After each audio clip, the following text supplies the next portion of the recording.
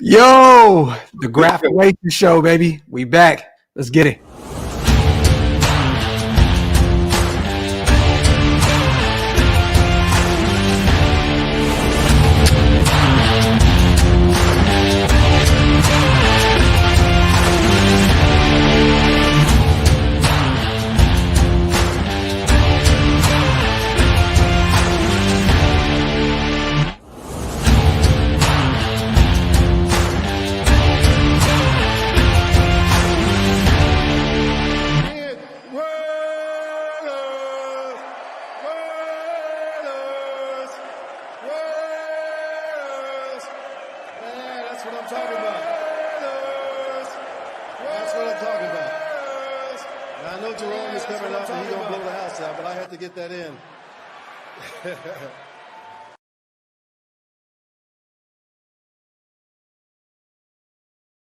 Yo, salute to everybody here in the building, whether you are watching on Raider Nation Unlimited or Oak Las Vegas Raiders Network. It does not matter to us. We just appreciate you guys for being here.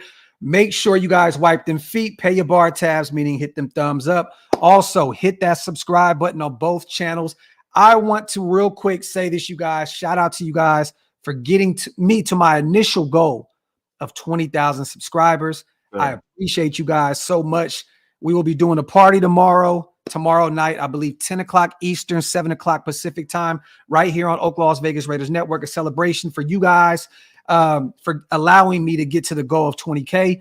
We're trying to get our brother Wasted to 10. We're going to get to 8 first. So make sure you guys hit that subscribe button on Wasted's channel. If you got to leave my channel to do it, it is what it is. You know what we do over here. It's a group effort at all times. Shield more business. So salute to everybody here in the building, man.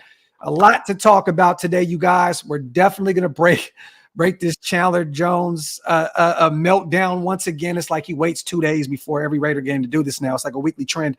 We're going to talk about that. We're going to talk about an interesting take from Khalil Mack, former Raider.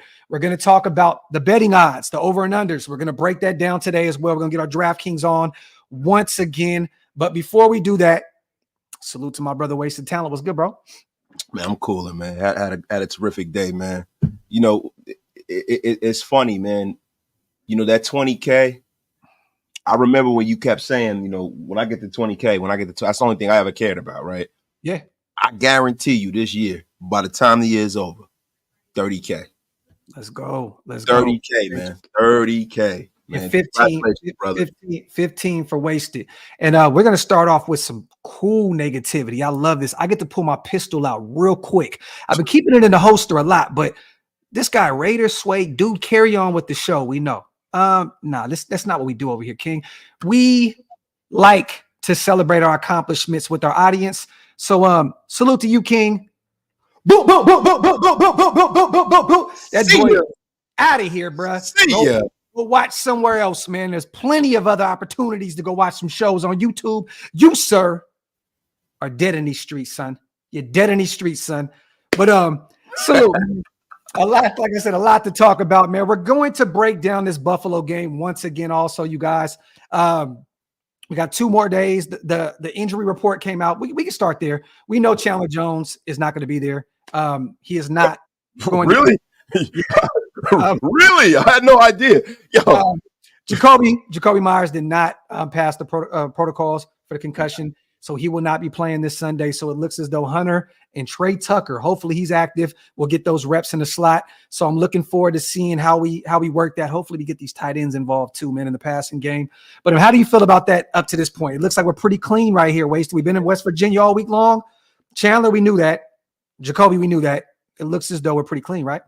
Yeah, I mean, we're pretty clean. The only thing is, man, is that Myers, that's a huge loss, man. And I knew it last week, man. When you saw the way he went down, it was frightening, man. Yeah. It was frightening. Yeah.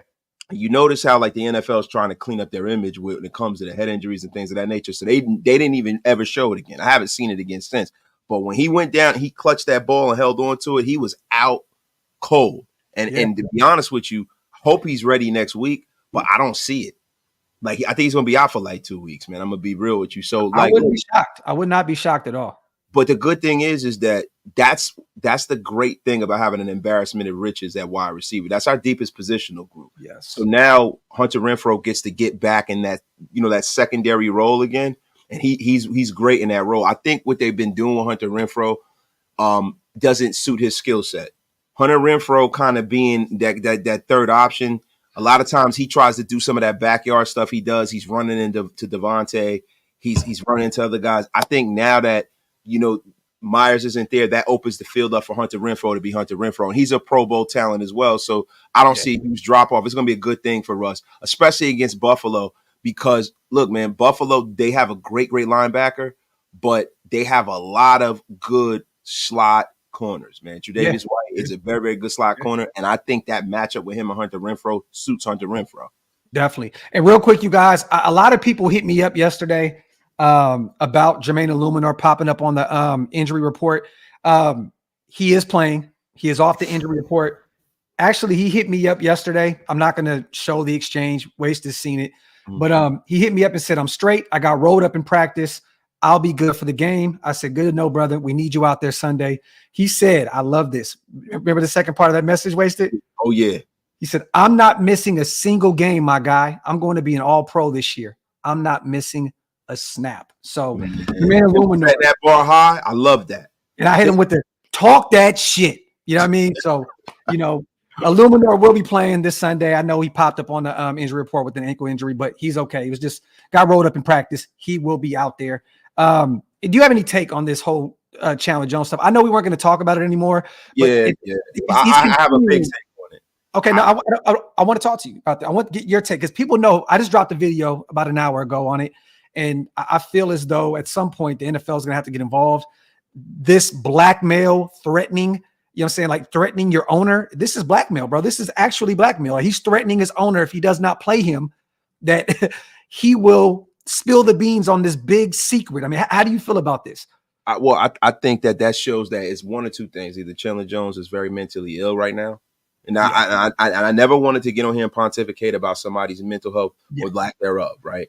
It's either that or either he's on some kind of illicit substance. I can't call him a crackhead, but he has some very crackish kind of tendencies right now. Very crackish. Yeah. Listen, man, at this point, the National Football League needs to give the Raiders a reprieve for all of the bullshit that we have gone throughout the years, from Antonio Clown to Barrett Robbins and all this stuff. It's Hunter Renfrow, Damon Arnett. I mean, not Hunter Renfrow, but Henry Ruggs, Damon Arnett. The list goes on. It's like, come on. And I'm just talking about from a mental illness standpoint, even when Darryl Russell kind of went off the reservation. Like, bro, the league needs to step in because, one, this is bad for the league. This is bad for the Raiders. This is bad for the Las Vegas market. And also, the thing is that you got to get this guy into a situation where he can get some help, like real help. Yeah. If he's not willing to receive said help, then they're going to have to cut bait with him somehow, some way to where it doesn't affect the Raiders cap. And I think if they left themselves a trap door, he probably wouldn't still be a Raider. I'm just surprised David Ziegler had that much faith in him based off of his previous conduct. Yeah. He's always kind of had an issue. I'm very, very shocked, man. 2016 in New England. And real quick, you guys, for who have no idea, who's just kind of popping in and not really in these streets with the Raiders today, Chandler went on a tirade on Twitter today. He was responding to fans. He can't cut me. I have proof of his reps saying I'm under contract and they want me on the team, but not playing me right now. Laugh out loud. It's not about football anymore, brother. Let him tell you what he's been doing. Laugh out loud. I won't tell. I just want to play. But if I don't play, I tell everyone. That is blackmail. That is extortion right there. I wish I can play with my brothers, but Marky Mark is holding a huge secret that only I know. That's why I was asking for my protection. Sorry if I sound scared because I'm not. Laugh out loud. When I found out, I was. Laugh out loud. And then he goes on to say, I've made over $100 million. This is not money at all. I just want to play Sunday. Well, I'm actually missing another game and losing money. I'll let him say it to the public, not me. Only reason I'm here is because the Raiders still have not contacted me or a rep of mine. I think I know why, but I want y'all to ask him. I wish Mark Davis told the people why I can't play. I can keep going. Tell me when. So there you have it. Those are the There's tweets. No secret. Like, bro, and I want you guys to know, right? Think of you owning a huge corporation, Yes. right? The Raiders are a corporation at this point, right? Do you think, and I know Mark Davis is cool with his players, but he ain't that freaking cool with them. What earth-shattering secret will one of his players have about him? He doesn't have Like, anything. he doesn't have anything. Mark Davis is a guy who goes to PF Chang's and eats, bro. This guy is like the most down-to-earth dude in the world. And I'm sure if he had some illicit, salacious secret, it would be out already. I mean, people try to take things that Mark Davis does for the good of people, and they try to turn it around and twist it and say that. Like, you remember when last year when they got rid of the what the hell was that guy's name? The Dan Ventrell or whatever. Yes. When they got rid of him, whatever his name, Dan Ventrell, he said he had all of these secrets and all these earth-shattering things, and nothing former president, right? Yeah, the former president. He was the interim president. Nothing ever came out. Chandler, listen, man, play, get help, or get going. That's it. Yeah. At this point, you're paying him anyway. You might as well cut him. I'm sorry. Like, any one of us with threaten or blackmail our manager or the owner of our companies that we work for, we'd be gone and we'd be seeing a lawsuit. At this point, man, we got to move on from this. It's kind of funny because I was hitting him up. I said, let's keep it a buck, my fellow God-fearing brother. You ain't got nothing on him. like there's nothing. There's like, you don't have anything on them, because if you're already out here going crazy week in and week out, you would have been spilled the beans. This is, and where is his team, Wasted? Like, where are the guys that represent him? Where is his agents? Where are the people that love him, saying stay away from the internet? And at this point, if you really cared about your team and cared about your teammates, you wouldn't be doing this a few days before each game. It's definitely just disrespectful at this point. He's gone off the reservation. Yes. That goes to show you that this is not a man that is of sound mind right now. Yeah. And I look. Let me put the allegedly. Let's put it out there, right? Because I don't know Chandler Jones, but his logic is flawed. Yeah. His logic is flawed. Like, that's not the way you get things done, especially in a situation where the team holds all the cards. Yes. They actually can just let you rot. Yeah. And that's what they're going to do. They should, because I wouldn't cut him for what? For what? Because he's probably, if they cut him, they're still going to have all of this shit happening anyway. Because if he gets cut, nobody's going to sign him. Yeah. Like, you know what I mean? You might as well just let him rot. Why mess up your cap for this year and next year forevermore? F him. Let him rot until next year, then cut him. I just think if you cut him, you're sending a message to your team that we won't allow that. You know what I mean? But it is what it is. I agree with you. You're sending a message that we can't compete again in free agency because of this idiot. That's the only thing. Like, yo, you know what? Let him chirp. F him. The message has been sent by the fact that he's not playing and he's not in the building. He's not allowed in the building. The message already been sent. Let him sit at home, because he's going to tweet and say his shit no matter what. Yeah.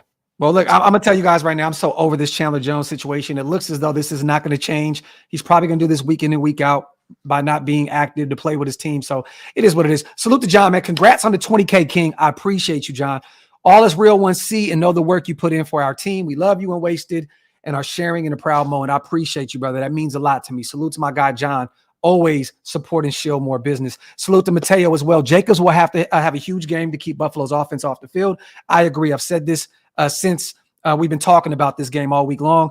If we're going to have a chance in this game, congrats on the 20K, an elite football content YouTube show. Salute to my dog, Mateo, on a $10 donation. Man, I appreciate you, my brother, very, very much. Salute to Cody. Says, Graf, you're showing your age by reading the laugh out loud. Salute to my blackout family. Real quick, you guys, I will be in Las Vegas next week for the Pittsburgh game. We have a lot going on. We're interviewing Marquette King at Blue Wire. We have our party bus, J-Lot party. We're going to have the night before party at the Tropicana. Make sure you guys go to blackoutdivision.com, RSVP, grab a ticket for the bus. We're going to have a ball, man. So salute to my brother, Cody, over at Blackout Network, blackoutdivision.com. Go over there and make sure you get your reservations in so you can come party with us and hang out with us, man. Salute to David. I hope the guy gets help, but he can seriously kick rocks. And I agree with you, Zon. At this point, bro, just let him, we don't need anything to do with this guy. Salute to our brother Zon. Shout out to Danny Boy as well. The secret is Mark Davis smash Miss Gruden. Oh my God. Yo, you think Mark Davis would have got busy in that stinky mud hole? You see some of the women Mark Davis have around him. I don't know if she up to Mark Davis standards, man. You see some of the chicks Mark Davis got around him now. That's real talk. He be having some ones around him. Salute to, and by ones I mean some tens. You know what I mean? So Salute the blackout. Time to ignore 55. These guys got a game to focus on. He's nothing but a distraction. He needs to respect his teammates. Salute to my guy. And shout out to everybody also in the building, man, with the kind words about the 20K. I appreciate you. Oh, and real quick, everyone that's put in orders for Oak Las Vegas in the past 2 days, I don't even want to go into it. I'm just going to say that some shit. Let's just say this. Your orders will be going out in the next week or so. So anyone that's ordered their cups in the past few days, I see a few people order some shirts and stuff like that. I am dealing with something on the back end that is insane right now. Wasted knows, Cody knows, but they will be going out next week. So thank you guys for your patience. If anybody can't wait for the order to go out next week, this never happens. But if you can't wait, I will definitely go over to the website and refund you for your purchases. But they will be going out next week. So I appreciate everybody. You can wait, everybody. Come on. Yeah, man. I had a major issue that happened with something with my business that it just insanely affected my household. So I'm not going to get into it, but just know your stuff will be going out next week. Salute to Raider Manny, man. Congrats on 20K. Who will be live?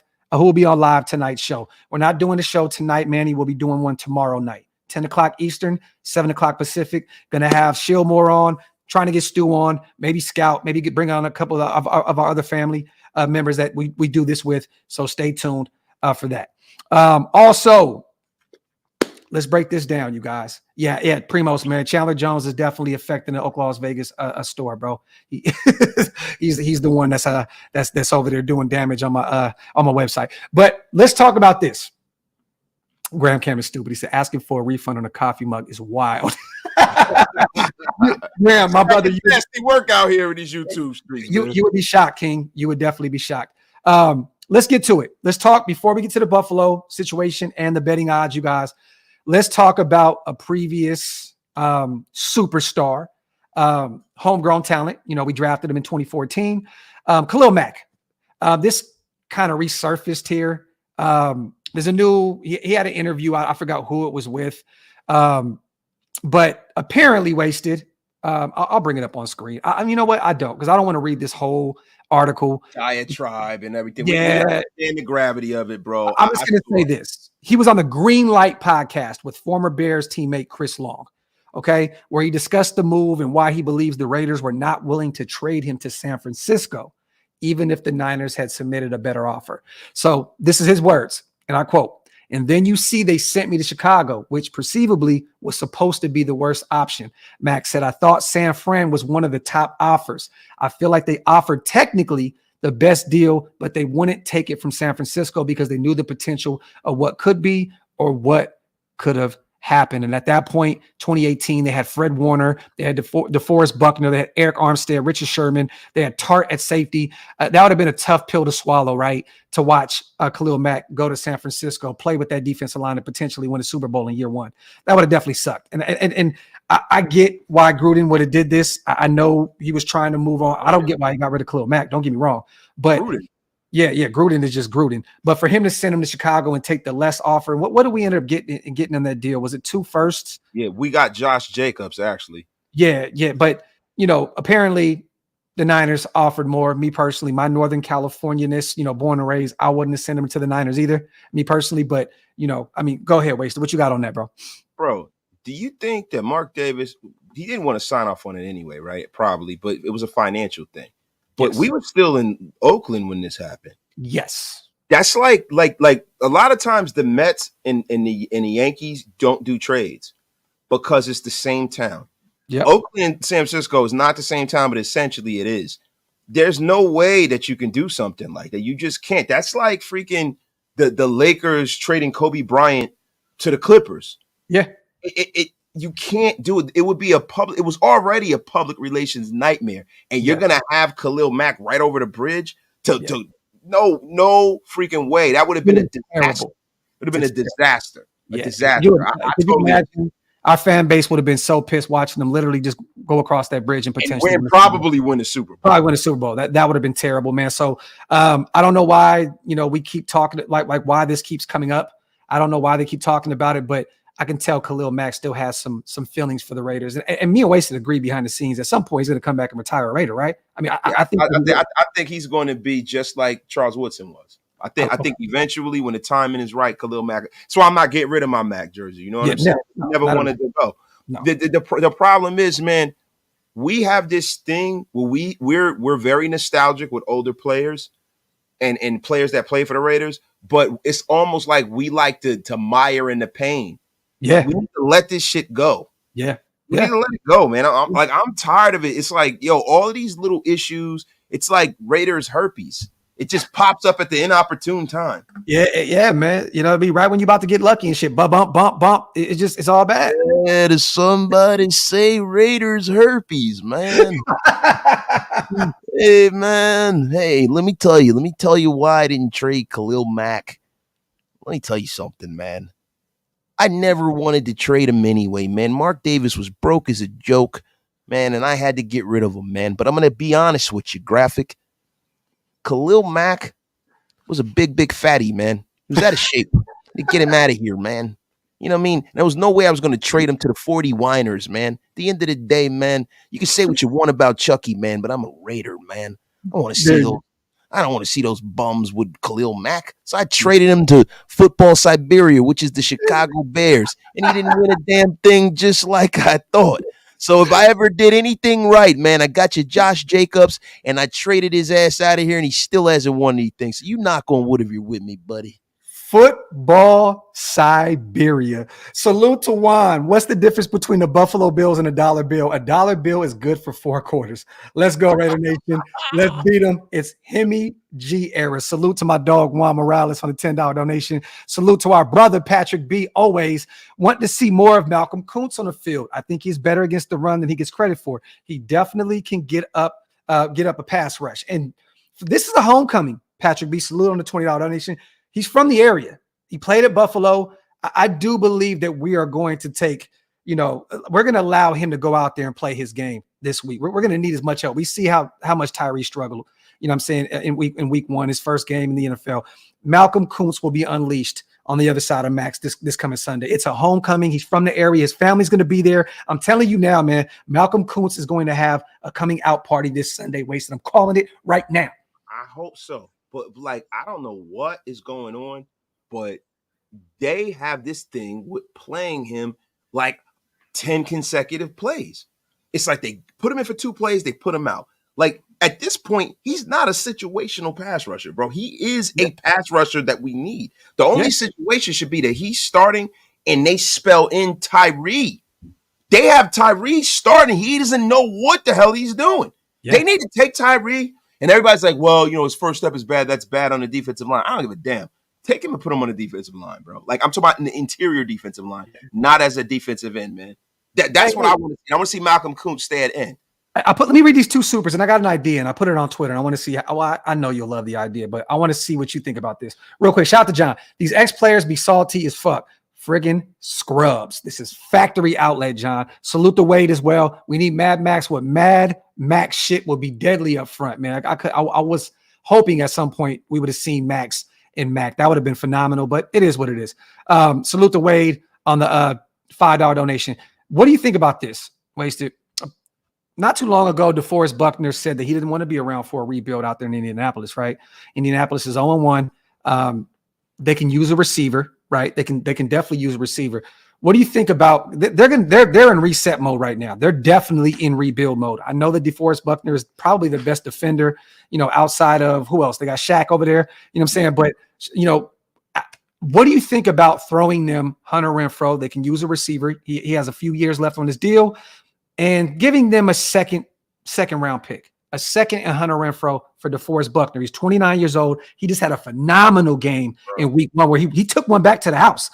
Do you think that the Indianapolis Colts will part ways with him, knowing that they're on the the outskirts of being good right now? No, man. The Indianapolis Colts put that trade to bed a long time ago. They are not trading DeForest Buckner, especially for what essentially would be a land of misfit toys. Like Hunter Renfrow is very valuable to us as Raiders, and we like Hunter Renfrow. We enjoy him, but he's not valuable on the open market. Yeah, I don't think other teams look at Hunter Renfrow and look at that contract and feel like that's a favorable thing.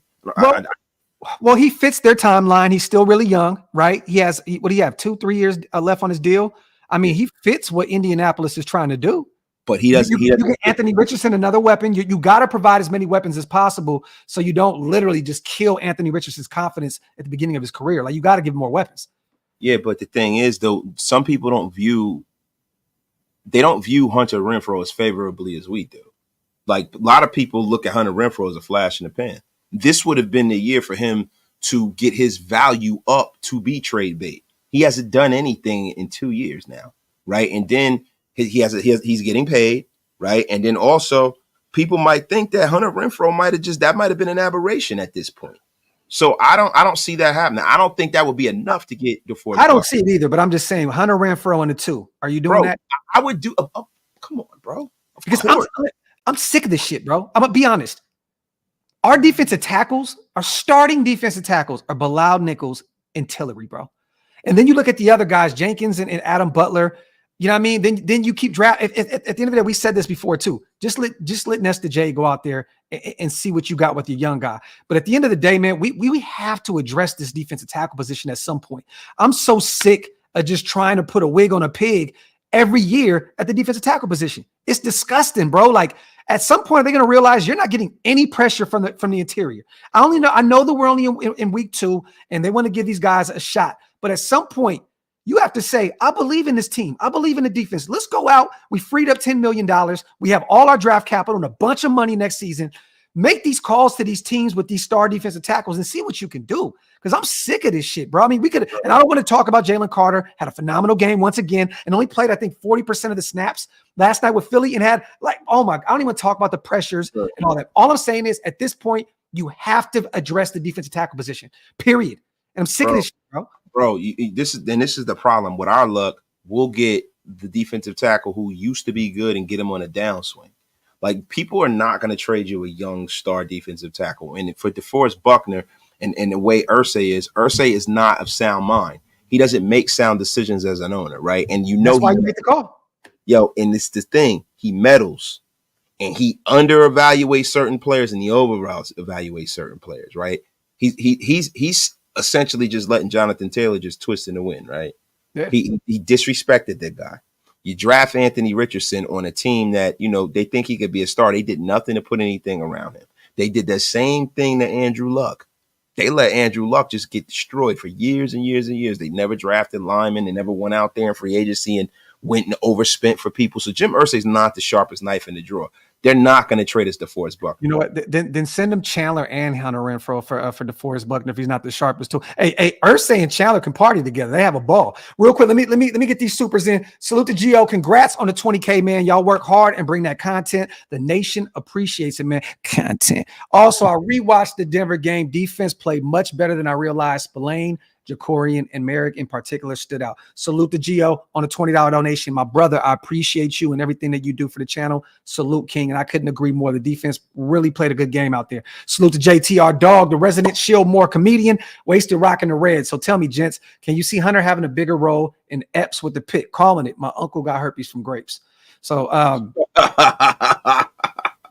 man. Shout out to your uncle, man. The fruit stand, bro. Do you mean that he got herpes on his grapes or from his grape or from grape? Either way, salute to JT.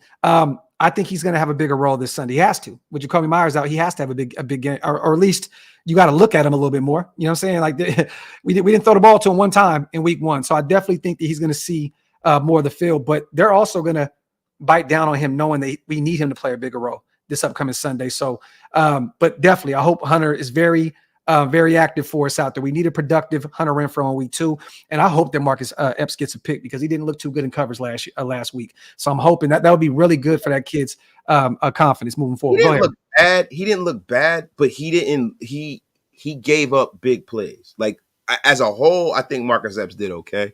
I just wasn't expecting that from him. You know what I mean? It kind of seems like he was a little confused of what he was supposed to be doing during scramble drill. So look, man, it's the first week. They have to get some cohesion there. They have to be more cohesive. They got to understand some of Patrick Graham's calls and stuff like that. So yeah. I think the defense will play a lot better. The thing you were saying, getting back to with the defensive tackle stuff, though, right? If there was any person that I would trade a second and a third for in this league, it would be DeForest Buckner. Yeah. It really would. I would, clean split, maybe get rid of a player, second and a third. To me, I would have no problem with that At all. because I have a chance, even if I can't unload that player. Maybe I can go out there and get that third rounder back for a player to another team where, say, for instance, Hunter Renfro's skill set might fit a little better. I can see Hunter Renfro, and I know the Rams don't have any money. I can see Hunter Renfro playing with the Rams. I can see him playing with the Rams, especially if Cooper Kupp's injury doesn't change. He'll be back week 5, but no, I hear you though, and he'd be great with Sean McVay. Sean McVay would unleash Hunter Renfro in a whole nother way. I see that. Hey, that's Gruden.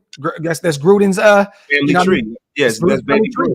They would definitely let him fly out there in LA. Salute to Ocean Boy. You know what's Gus my Tims. The public is predicting a double-digit loss for us. Let's shock the world, boys. Excited to see Bennett against Diggs. I agree with you, Ocean. I still want to see a safety over the top, on Diggs. If Jacorian's going to be on him, got to double up because that guy is a weapon. But no, I agree. But did you see, Ocean Boy, did you see this too? Sims came out today. Him and Mike Florio, they have a podcast or whatever. Sims said that he has the Raiders winning this game. I believe it's 24-20. He said he has us winning this game. That's shocking.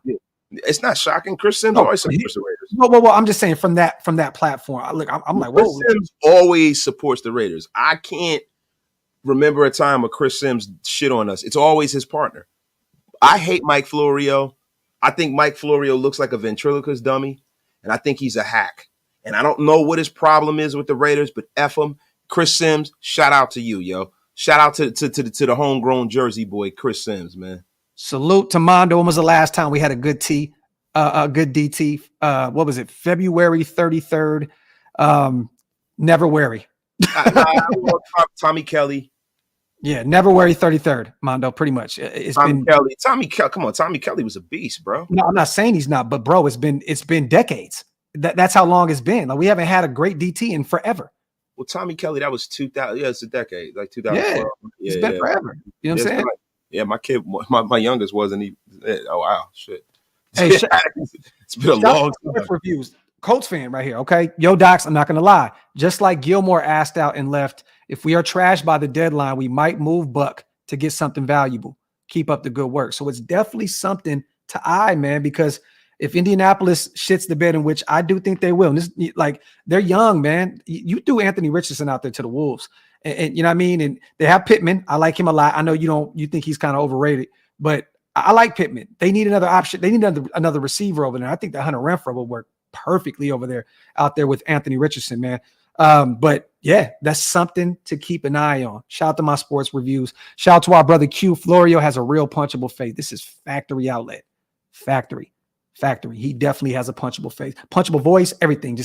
I would love to just be able to just take off on Florio one time. You know what he looks like, man? He looks like the guy when you go buy a car, the closer. Yeah. Like that guy that just says, hey, I'm sorry, man. If we can get another 500 out of you, man, like that. You just want to just slap him in his face. Like, man, listen, my credit is good. Fuck you. Let's make this deal. Excuse my language, everybody. I can't say. Hey, man, I want to ask you something, man. What do you think about, getting transitioning, right? Uh-huh. What do you think about there being an issue in the Bills locker room, man? We've been talking about that off air. You know what I'm saying? And there's definitely something to see there. I'm going to tell you this, you guys. It's very hard to take Diggs out of the game. But I'm going to tell you right now, if we can take Diggs out of this game, there's going to be a very big argument on the sideline. I'm telling you right now, with this owner and the stuff that he allegedly said, right? And it sounds as though behind the scenes, some of these players are very upset. They don't want to play for him. And we already heard all the rumblings of Stephon Diggs being upset with Josh Allen not getting him the ball. If we can take Diggs out this game, there's going to be a scuffle damn near on the sideline. It's going to be smoke in the city. It's going to be furniture moving around, and somebody here going to get busted to the white meat. I'm telling you. Yeah, man. There's definitely something there. And like I said, if you could take Diggs out the game, that's going to affect him and Josh Allen's relationship, because we seen last night. Look, receivers are divas, dog. Philly was up by like 2 touchdowns last night, and AJ Brown started a fight with Jalen Hurts because the run game was going. You know what I mean? They found Devontae Smith, which is a dog. I think he's wide receiver 1 in Philly, to be honest with you. But AJ Brown went on the sideline and was screaming at Jalen Hurts because he wasn't getting the ball. I believe at that point he was only targeted 4 times. This is what receivers do, man. The divas, a lot of them, not Devontae. You know what I mean? There's receivers like Jacoby that just go about their business. They go about their business. You know what I'm saying? All I'm saying is Diggs is one of those guys. He's one of those guys. If you take him out that game, man, he could pull that A.J. Brown on that sideline. We can get them. We can get in their heads. We may be able to go out to Buffalo, man, and pull some. What do you think about it? Bro, you say Devontae Adams is not a diva? He's not. Bro, look, man. Hold on, bro. We're not going to do it. Look, all number one receivers have an ego, bro.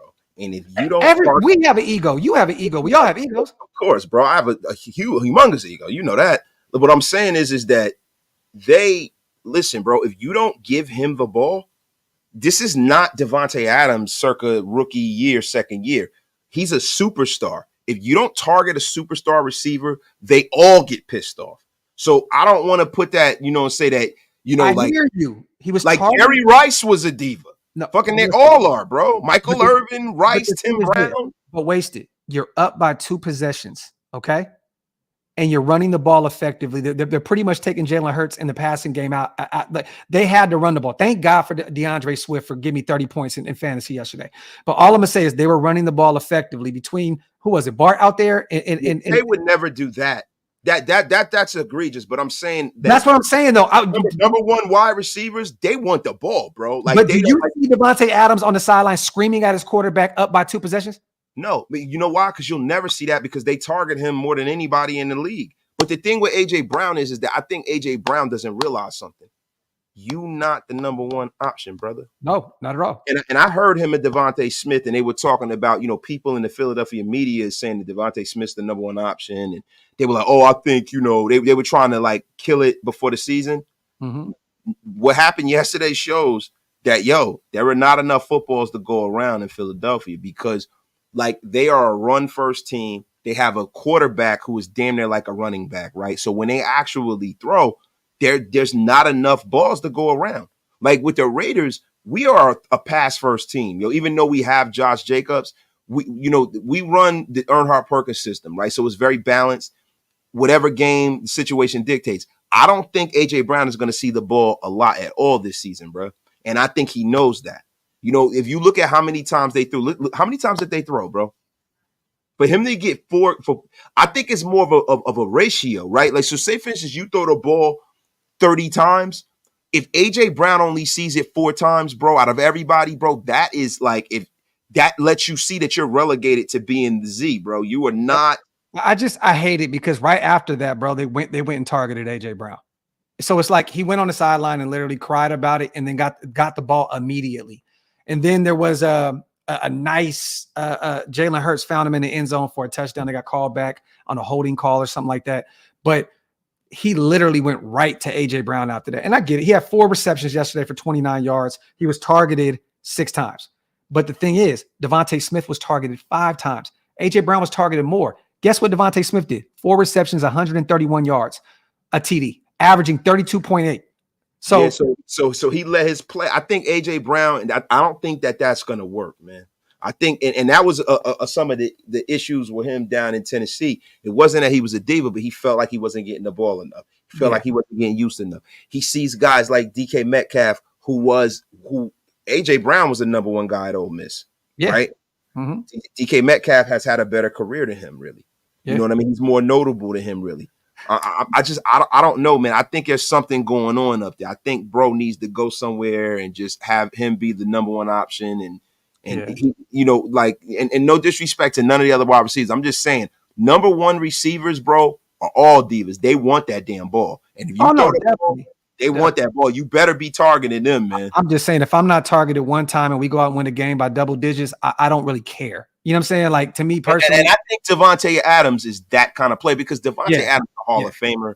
Devontae Adams has done everything you can do from a statistical standpoint, besides break all of Jerry Rice's records. Yeah. The only thing else that's left on the menu is for him to win. And I don't think he cares if he's winning. But that guy, A.J. Brown, he hasn't got those accolades. He's not a household name. He's trying to be that. Devontae Adams got a Jordan contract. Like, he's a household name. He's one of the most notable players in the NFL that's not a quarterback. Yeah. No, I agree. Salute to Dan. Let's get to this game. Let's talk about Buffalo moving forward. I I think we kind of talked about this week, Dan, but we'll kind of cover it a little bit more. My keys to the game were pretty easy. Buffalo,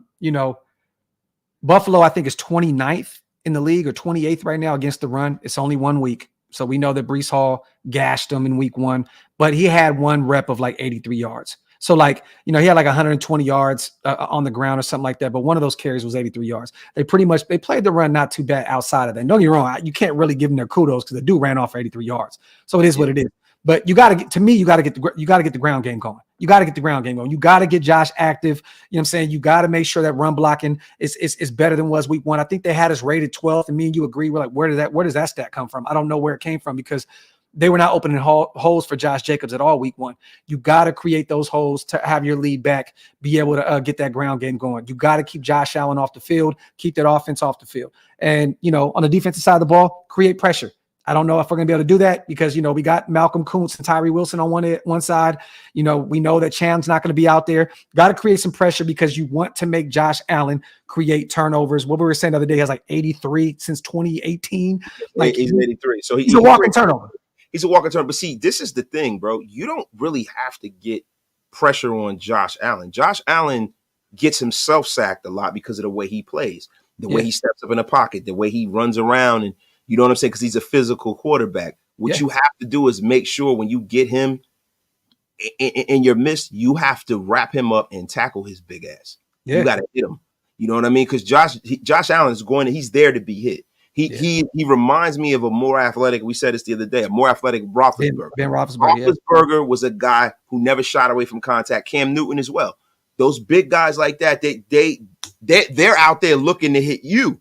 Yeah. So you don't have to like drum up this immense pressure to be able to get to Josh Allen. Josh Allen is a guy who routinely gets hit 9 to 8 times a game his whole career. So you're going to get your hits. You just have to capitalize on those hits. You know what's funny, man? And y'all may not agree with me, okay? I think we have the up and up in this game. You know why I wasted? They're on the ropes right now. They took an L week 1.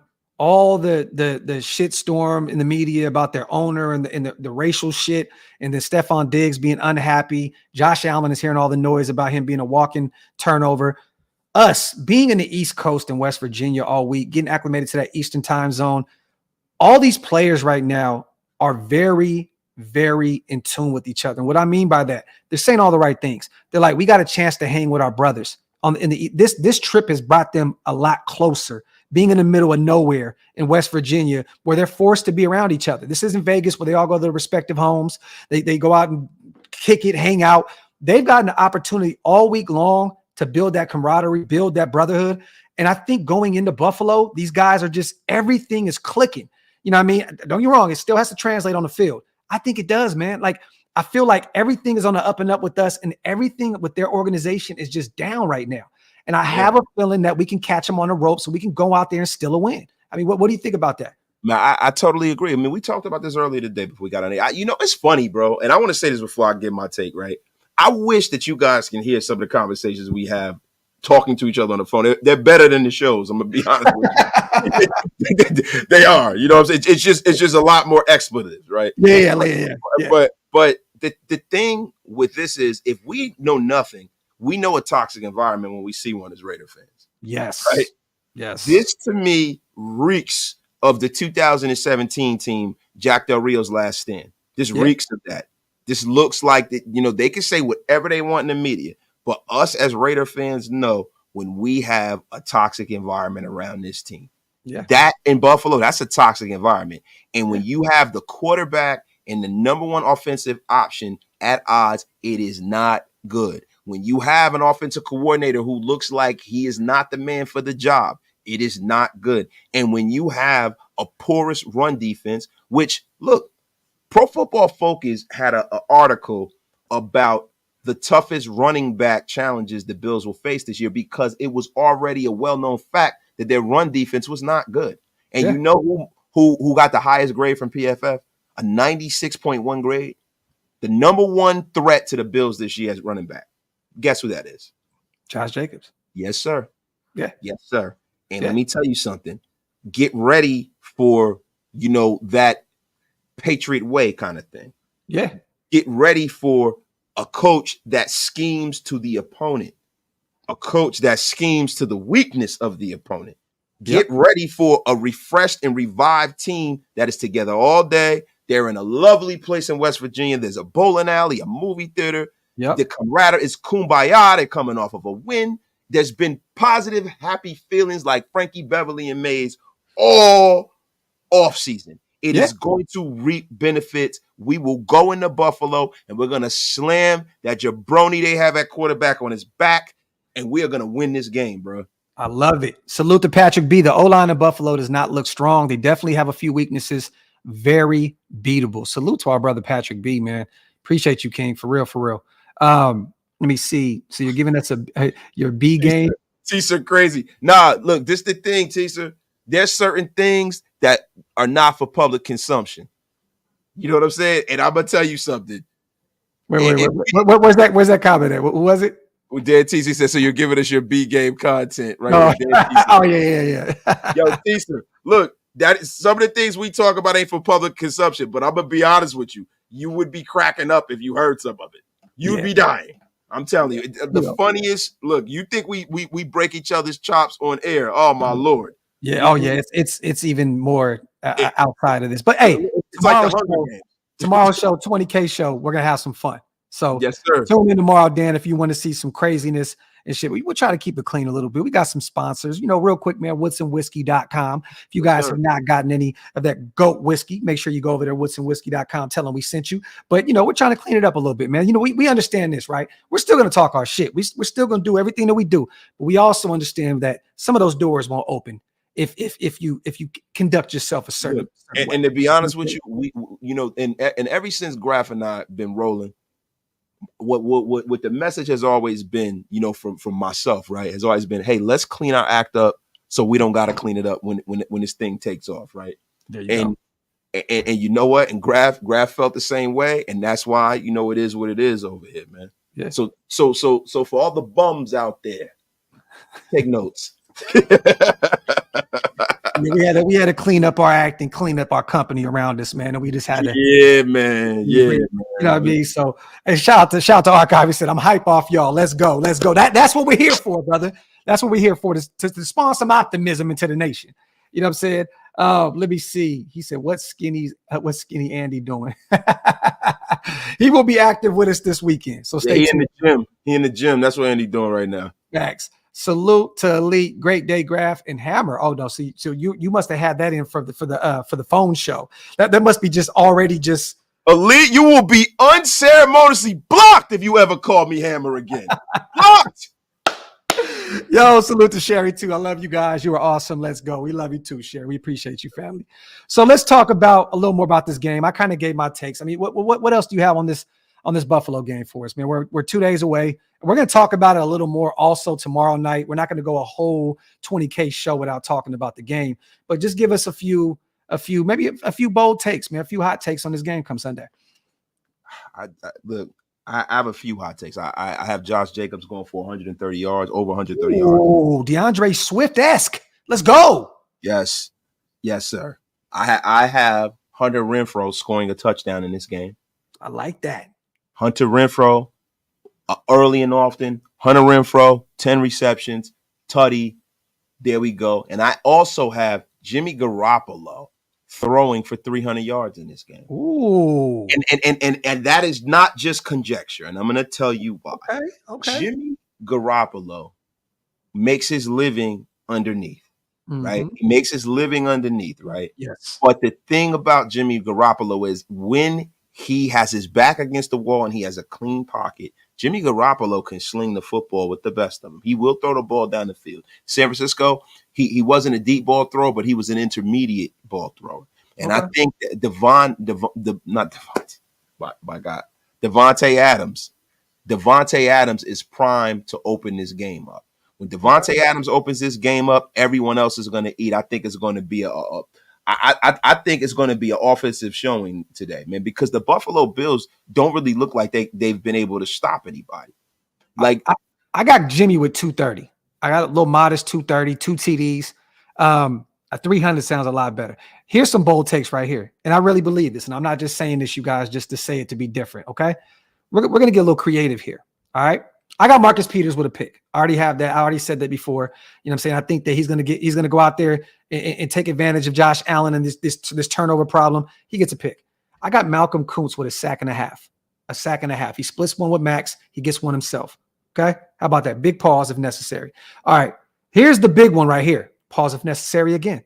I got Christian Wilkinson with a touchdown tomorrow. I do too. And you know what else? I think that Jimmy Garoppolo, you know what I mean, is going to go out there. He's going to show and prove. And he's going to show his new girlfriend, Taylor Swift. He's going to show Taylor Swift the content. He's going to show her the content. That's what's going to happen. Jimmy Garoppolo's going to go crazy. He's going to go to the Bunny Ranch after the game. Then after that, he's going to pick Taylor Swift up right after that, baby. I like it. Listen, I like the true superstar he is. I like it. I still got Josh going over 100 yards, though, too. But I got Christian Wilkinson having a game, getting a touchdown. I got Michael Mayer, the rookie, with 3 receptions, going from 0 to 3. I got 3 to 4 receptions for him, probably about around 30 yards receiving. And then, like I said, Malcolm Kuntz with a sack and a half. He splits one with Max, and he gets one of his own on Josh Allen. I think Marcus Peters gets a pick. Salute to Mondo. If Tyree Wilson only has power stick, hit him in the middle of that defensive line and let him push the pocket and help Max. Congrats on 20K. Salute to my dog Mondo. He's definitely going to get some type of burn in the interior at some point. I know that. They're going to move him around a little bit. What do you think about that, Wasted? They're going to have to. They're going to have to. And to be honest with you, you know who should be moved from the edge and moved inside occasionally? Max Crosby.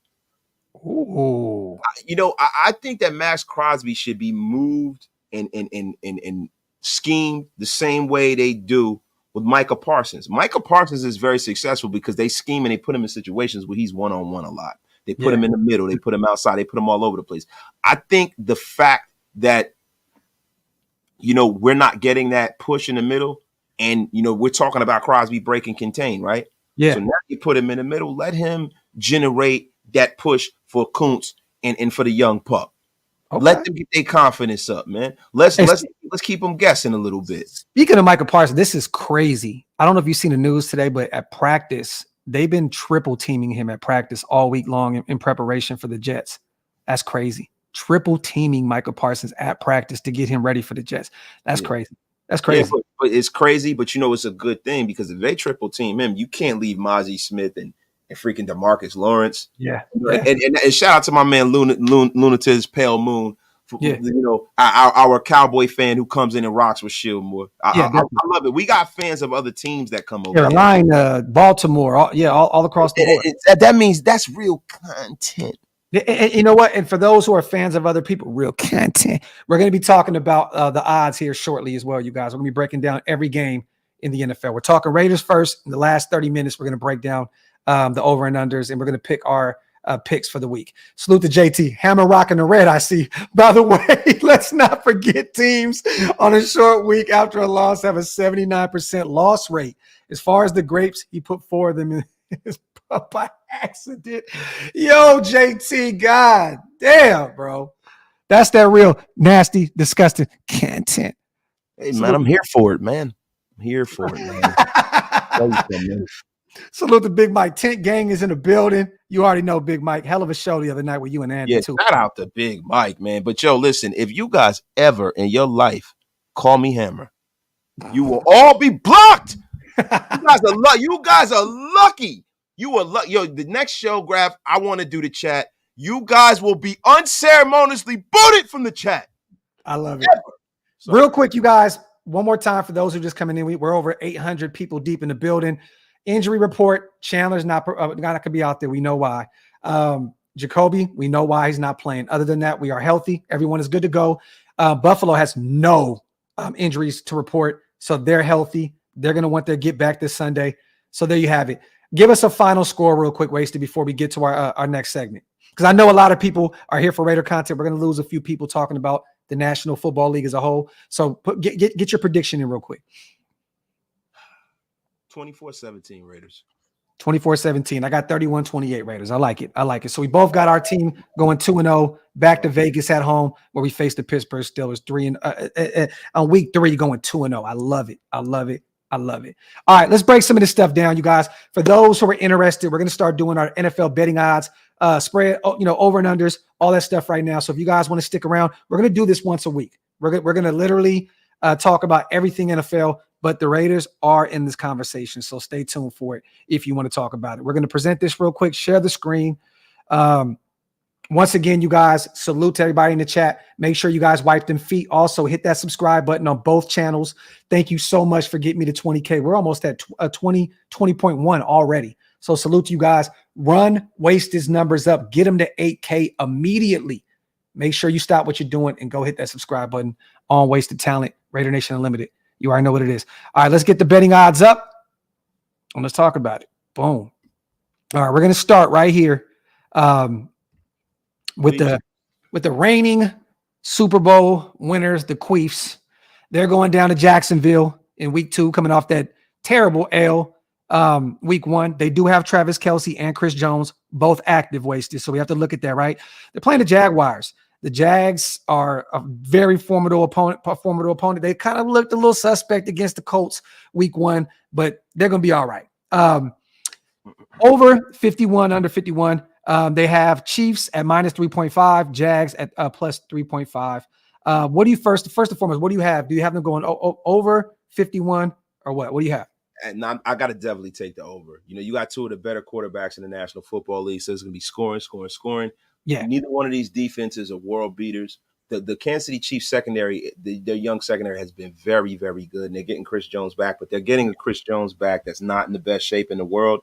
He's a bigger guy. I don't think he's going to play, every snap like he normally does. So I think that defense is going to remain as porous as it was against the Detroit Lions. But, this is a big fact here, right? So, Patrick Mahomes at home is 23, 26, and 1 against the spread.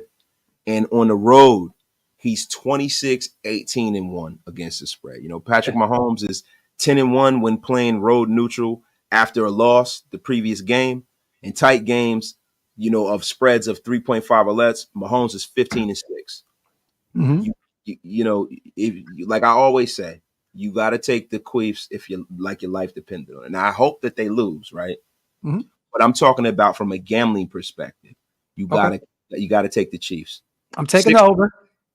Taking the over. I think that they combined put way more. I think this is a shootout.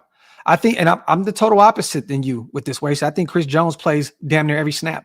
This dude is a guy that is a dog. He doesn't need too much time out there. He'll be fine. I think Chris Jones is going to go out there and play a lot. I think they take ETN out of the game a little bit. I think it's going to be a shootout between both quarterbacks. I think that they're both going to get their issue. They both put 30 plus up, and I got Jacksonville beating them at home. I do. Yeah, but yeah, I do too. But I have Jacksonville winning at the end of the game, right, by a field goal, which would make the Chiefs. If you take the Chiefs, you know what I'm saying, you'd win. Yeah. Right, because they'd still cover the spread. The thing with me is this, man.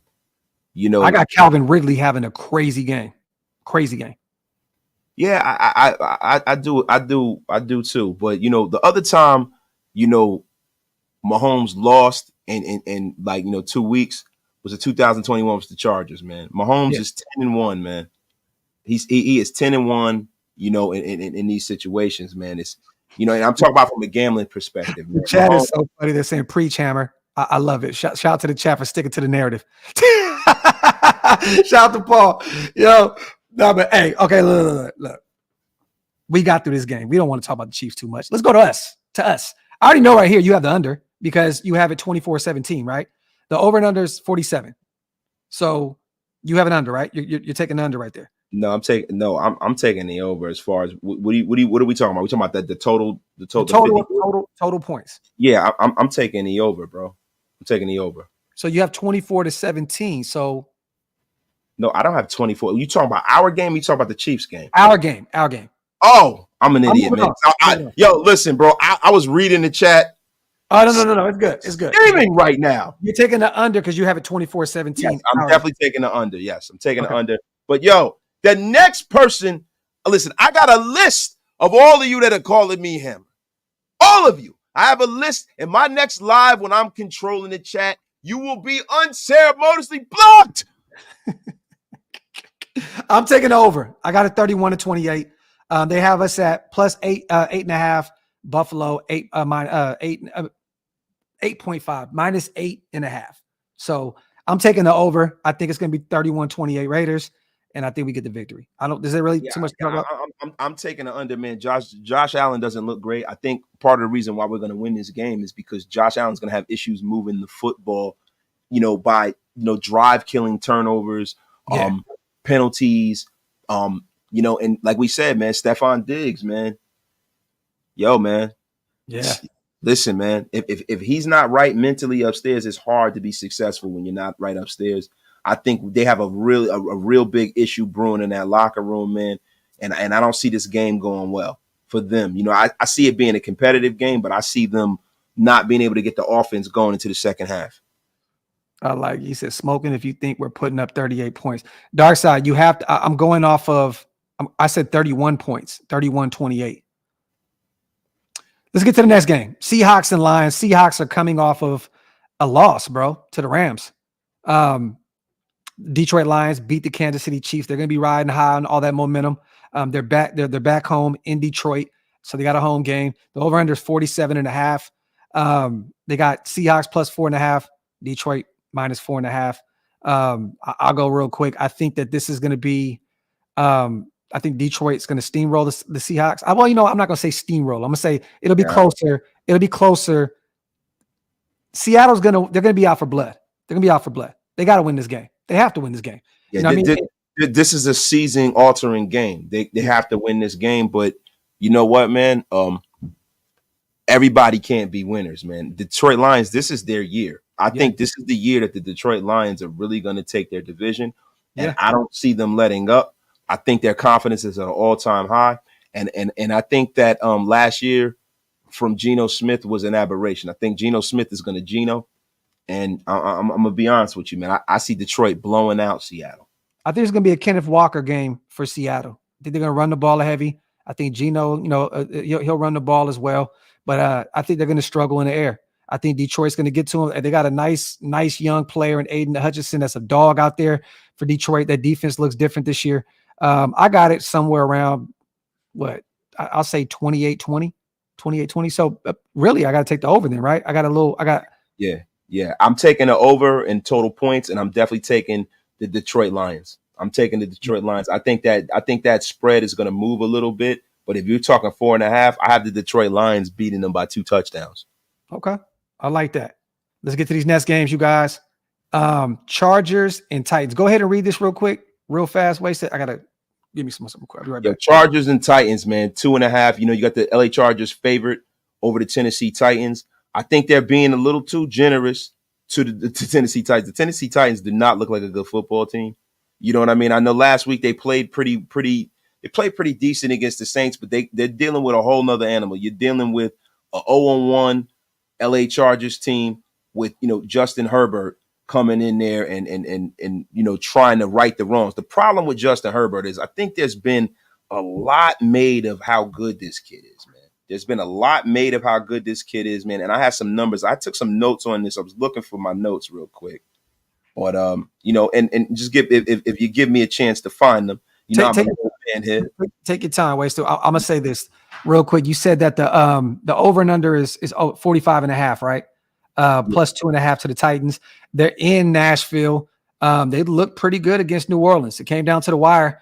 They're gonna run Derrick Henry mad. He's gonna be running mad. They got I think Hopkins is gonna come out feisty. Tennessee got a nice. To be real with you, man, they're kind of underrated, but they still have Ryan Tannehill at the helm. And I'm gonna be real. The Chargers losing in the fashion that they did to Miami at home, I got the Chargers winning this game. I think it's going to be what is it 45.5. I'm going to take. I might take the under. I think this is going to be a lower scoring game. You should. Now, see, this is the thing.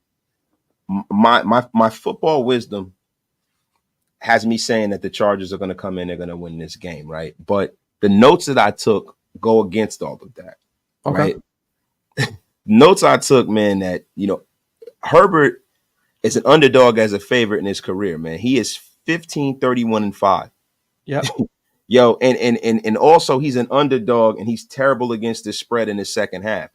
Herbert can't hold the lead, man. He's 7-21-2 against the second half spread while leading at halftime, man. He's worse in the NFL since he's been drafted, man. Herbert, his career in second half, man, 2023. He was 0-0-1. He had a tie. 2022, he's 6-10 against the spread in the second half. 2021, he's 5-12. And 2020, he's 4-9 against the spread, man. Not too good. The Chargers have finished 500 or better against the spread on the road in 11 of consecutive seasons. They've had a lot of tough losses, man. They've also had a few opponents that have rushed for at least 200 yards, man. But you know what? The thing is, look, I see all of this. I get happy as a Raider fan, but I have to be realistic. The Tennessee Titans are not a good football team. I have the Chargers winning with the points, man. Yeah, I think it's going to be a run-heavy game. Derrick Henry's going to get his issue. I think Austin Eckler is going to be phenomenal for the Chargers in the passing game and in the run game. He had a big game week 1. You know, I got the Chargers winning this game. I don't see them going 0-2 that early. That would be phenomenal, right? If the Chiefs and Chargers went 0-2, bro, it would be beautiful, man. And look, man, some of the numbers. I'm gonna give you guys the numbers. I'm telling you what I think, but the numbers are telling me that Tennessee has a good shot in this game, man. Mike Vrabel is 11-7 in September. Vrabel is 1-2 and 4-7 against the spread in his second game, and he's 41-34 in his second game. Ryan Tannehill is 73-72 against the spread in his career. And he is 32-27 since when he's with Tennessee. Eckler is doubtful. I didn't know that. Didn't they sign like Josh Kelly or something? I think they signed. I had no idea. I've been at work all day. I did not know, man. And Bosa is questionable as well. That definitely changes things. But so maybe you guys should take some of these numbers here, because right now things are changing for us, guys. I'm going to be real with you. When we were going to do this show, I started putting my numbers together because I got to come with the facts to give you guys a kind of a roadmap how to gamble, right? And then the Chandler Jones stuff happened. Then Graphic and I got into a snap battle on the phone. And I'm going to be real with you. We were snapping for like 45 minutes and I forgot. So I forgot to look at the injury report for these teams. I just got these numbers together, man. So when you look at it, in the first half of a spread, Ryan Tannehill is 30-18 against the spread in the last 3 years in the NFL, right? So all of the numbers are kind of lining up for Tennessee. You know why I was confused? Why? Because I'm playing Mitch this week in fantasy. Hey, nobody tell Mitch, you guys. He has Austin Eckler in at running back. No one. Hey, everyone tell him to make sure to start Austin Eckler this Sunday. But he's doubtful. So that's big. But that's going to force the young pup to throw the ball a lot. So listen, let's do a little paradigm shift real quick. Just take this information real quick. Now, I'm not going to give y'all my pick. I'm going to take my pick back, right? Tannehill is he's actually really good early in the season, man. He excels earlier in the season. He's 54-43-2 against the spread in September. Through November, he's 19-29 in December. So he's normally really good early in the season throughout his career. Man, some of you sick puppies out there, like if we're talking about who's actually going to win a game, I still think the Chargers are going to win the game, but I think Tennessee might cover. I'm taking the Tennessee Titans, man. I can see the line is too close, man. I'm taking the Tennessee Titans, man. Okay, and you're taking them to win the game? No, I'm taking the Chargers to win the game, but I'm taking the Titans to cover, man. Okay, I like that, man. I see. I feel like Tennessee might slow this game down without Eckler out there. They may slow that game down, and they may have Derrick Henry and that young kid Spears, bro. He's a dog out of Tulane that they drafted. This may be a heavy game. I'm taking the under for sure. Definitely taking. I'm taking the under for sure. Yeah. We got to take the under. We took the over. We got to take the under, man. But the thing about that is that that's our hot pick of the week. The Tennessee Titan with the points. Ooh, okay, I like that. Let's get to the next game, you guys. Baltimore Ravens. It's a divisional game against the Cincinnati Bengals. The Bengals shit the bed week 1. Oh my God, bro! I swear, Burrow got me 3 points. Jamar Chase gave me nothing. I think 7-8 points. They look really bad against Cleveland. Couldn't get things going. It was an ugly day out there in Cleveland. I believe it was raining and the weather was bad. They got the Ravens at home. The Ravens are coming off a big win. They beat the Texans' ass. They're getting their guy Mark Andrews back as well. He missed week 1. He will be playing against the Cincinnati Bengals. They got it at 46.5. Shit, I'm gonna take the over. Man, I don't know, man, because Dobbins is out for the season too. So they may be throwing the ball. They may fling this thing around this week. Wasted. Yeah, I'm gonna take the over. You know what I mean? They're having a little issue adjusting from Wink to the new defensive coordinator. The Ravens haven't really figured it out on the defensive side of the ball, and I think you're gonna get a pissed off Joe Burrow that's gonna go out there to try to prove the contract he got. Lamar Jackson's trying to prove his contract, and Lamar Jackson has had a lot of early season magic in his career, man. You know, as an underdog, Lamar Jackson is 7-5 against the spread, and he as a favorite, and he's 10-2 against the spread. You know what I'm saying? Early in the season, man, and Lamar Jackson hasn't closed, +4 or higher since September 2019 versus the Chiefs. Ooh. So look, man, the Texans pressured Jackson on 39% of his dropbacks and sacked him on 15% of his dropbacks week 1. So you got to understand something. Lamar Jackson has been under duress early from a bad football team.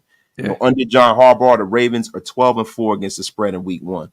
That's the most profitable week 1 coach, man. So in week 2, he's 9-6. You know what I mean? So when we're looking at this spread, man, it's 3-point spread.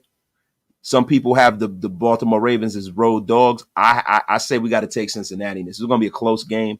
I think Cincinnati is going to rebound and win this game, man. Everything tells us that Baltimore's going to win by the numbers, man. But if you just really look at the trends of the league and the way the Baltimore Ravens have been playing, man, the line is too close for me to put my money on the Cincinnati on the Baltimore Ravens. The line is too close. I know Marlon Humphreys is out. Didn't they sign that? They brought in another safety, I believe. I forgot who they brought in. Who did they bring in? They just signed somebody at the safety position. But Big Mike, hot take: Cincy money line and Ravens enter the market to go pick up Jonathan Taylor from the Colts. I can definitely see that. I'm gonna take the over on the points. I got the Bengals winning this game. Yeah, I'm gonna take the over on the points. I got the Bengals winning it. The line is too close. So basically, whoever you got winning it is who you want to take. The only thing is, keep this in mind, guys. I'm gonna give you guys these facts. I'm going to give you these facts. You take one what you're going to do. They brought the close. They signed Deron Harmon. That's what they brought in. So, look, Harbaugh has a record as an underdog of 53, 34-3 against the spread. He's the third best of any coach in the last 20 years. Mike Tomlin and Sean Payton are the only ones better. Damn. The Ravens are 18-4 against the spread in their last 22 games as an underdog, including 18-5 against the spread as dogs since 2018, and second best in the NFL in that span behind the Steelers. Yeah. I don't know, man. Can the Ravens cover? Can the Ravens cover? But you know what I mean? Look, I got Joe Burrow going out there and winning this game, man. The line is too close for me to have the Ravens, win this football game outright. The Ravens would have to win this game outright. I don't see them winning this football. I gotta say, I love listening to ways to break this shit down because I know nothing about betting. I love my money too much. I don't bet, so to listen to all this stuff is still new to me. I'll do the over. I'll do that, I'll be on points and I'll talk about who's winning. But to see the whole intricate, the system behind this, it's actually really cool, man. Shout out to Wasted Man for breaking this stuff down. Let's get to the next game. Green Bay at the Falcons. Green Bay looked really good. Went out there, absolutely destroyed the Bears week 1. They look good. They're actually, I think Christian, I think he's back this week. Romeo Dubs had a big game for them last week. The Falcons went out there and did their Dougie against Carolina as well. They still have Desmond Ridder at the quarterback spot, but they run the ball really good. What is it? Tyler Algier. He looked really good out there. The Rook Robinson looked good. On points, 40.5. I'm going to take the under on this. They have the Packers plus 1.5, Falcons minus 1.5. What do you have for us, Waster, right here? Man, look, you got to take the Packers. That means you got to take the Cardinals, man. I mean, oh my God, what the hell? I'm looking at. Hey, you've been saying the Cardinals a lot. I have, right? You got a Raider color Arizona Cardinal hat. I mean, bro, Don't do that. I'm just you gotta chill, doggy. Don't do that because we was going to the Cardinal game. I'm trying to get my damn facts together, or I'll just be up here saying over under. I can't do that, bro. Look. The Bears have been, terrible in the division lately, man. You know what I mean? They've been 5-19-1, man. Yeah. And they haven't been playing well. Chicago is 17-26 against the spread since 2019, man. So look, man, Justin Fields doesn't throw it downfield, man. And I just can't see them winning this football game, man. Baker Mayfield played terrific last week. Yeah. And we tend to forget that the Tampa Bay Buccaneers, even though people think they're going to be one of the worst teams in football, have a pretty talented roster. I think Baker Mayfield airs it out to Mike Evans. Mike Evans is a guy who always plays at the back of his baseball card, and I don't think that the Chicago Bears are going to be able to keep up offensively. So you just went from the Packers and Falcons to the Bears and Bucks? Yes, I did. Okay, so you covering 2 games at once. Okay, I see what you're doing there. Bro, look at what's right up under there. Hey, look, listen, bro. I'm looking at the next game, bro. I'm just saying, bro. You out here cooking. But so, are you already done with the Packers and Falcons? No. I'll get back to the Packers. In fact, I got my notes in line. Or hey, we can hurry and get to the Cardinals real quick if you want. Listen, I got my notes in line, bitch. Let me read my notes, man. Nah, go ahead. Let me read my notes, man. Said that old man shit. Yo, look, we gonna go to this is my fault because I had all my stuff in line based off of how we had it on the screen. Because I love this shit. I love it. All right, look. Let's stick to the Packers and Falcons real quick. We'll jump to the Bears. All right. Listen, man. Packers and Falcons. Look, I'm gonna go with the Atlanta Falcons, bro. I really am. The Falcons are favored. Desmond Ridder has really been terrific as their starting quarterback as far as keeping them in games. Bijan Robinson, I look for him to have a breakout game against this team. It's going to be a really run-heavy team against run-heavy game against the Green Bay Packers. Jordan Love did look terrific last week, but I think that the other shoe drops a little bit for him. He's probably going to turn the ball over, and I got to go with the Atlanta Falcons, man. There you go. Okay, I got. You know what? I said under initially. I'm gonna go with the over on the points, but I do have Atlanta winning this game. They're at home. Packers look good, but I still believe the Falcons have a better roster than the Packers. They have a much better roster, man. They have a much. Now let's get to the game that you halfway already broke down. We got the Bears at the Tampa Bay Buccaneers. I know you were speaking about Baker Mayfield. That O-line is still real suspect, big bro. I'm gonna be real with you, man. Tampa has one of the worst O-lines in the league. I think that the Bears, though, their D-line is really not that good. You know what I mean? I think Baker's going to have time to throw the ball. I have the Bucks winning this game. The points they have it at 41. They have the Bears at plus 2.5. What do you got here? I'm gonna take the under. I think this is gonna be a low scoring game. Yeah, I do. But and the reason why, man, is because, like I said, man, for whatever reason, man, Justin Fields won't throw the football down the field. They've outfitted him with wide receivers up and down this roster. But for whatever reason, he doesn't have the confidence to throw the ball down the field. I see this being a low-scoring affair. Justin Fields is kind of been relegated to being damn near really a running back. Yeah, you know what I mean. And the Bears don't really design for him to drop back and throw the ball a lot. They only looked at DJ. I think I forgot was somewhere between 2 and 4 times in week 1. Like they were not trying to get their best receiver the football. You know what I mean? And their run game is So look. I got the Bears losing this game clear, but I have it a low scoring game. I think they're going to run, it's going to be a run heavy game. I got Tampa. I have the Bears getting blown out, to be honest with you. Okay. I have the Bears getting blown out. I have Tampa Bay winning this game by 10.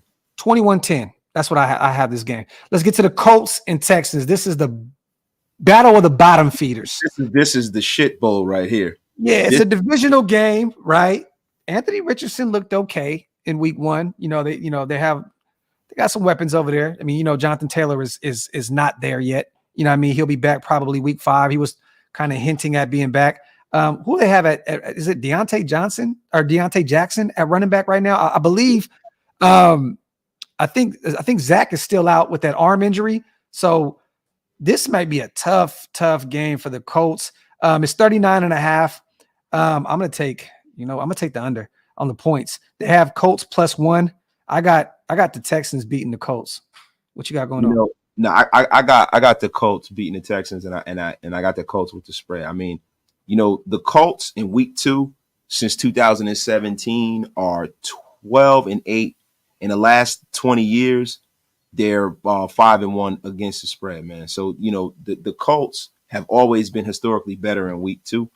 I think that Anthony Richardson showed way more poise and polish, and it's crazy than C.J. Stroud. You know what I mean? I think Anthony Richardson. Oh, real quick. C.J. Stroud is also questionable on Sunday. He's dealing with an injury, shoulder injury, I believe. So he's questionable. That's big for the Texans. And I think that Anthony Richardson is going to be a guy that they're going to utilize in the run game a lot, man. He had 10 rushing attempts week 1. It's the second most of any quarterback behind Daniel Jones, man. And his 6 design runs only trailed Jalen Hurts. You know what I mean? And Richardson, the way he's playing, man, I just see him being able to manufacture and put up points just with his sure athleticism.